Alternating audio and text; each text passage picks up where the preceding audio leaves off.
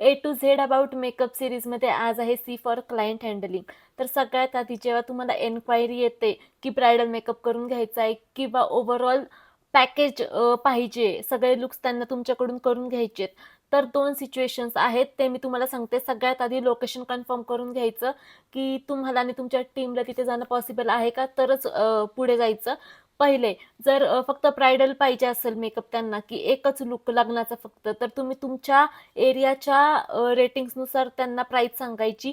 आणि जर एंगेजमेंटपासून ओव्हरऑल सगळे तुमचे लुक्स रिसेप्शनच्या लुकपर्यंत ओव्हरऑल 4-5 लुक असतील तर पॅकेज द्यायचं. आणि पॅकेज असं द्यायचं की तुमचं पण नुकसान नको आणि त्यांना पण असं नाही वाटायला पाहिजे की तुम्ही त्यांच्याकडून जास्त पैसे घेतले.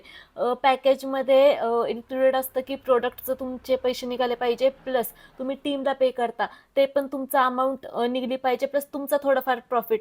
तसं झालं पाहिजे असं तुम्ही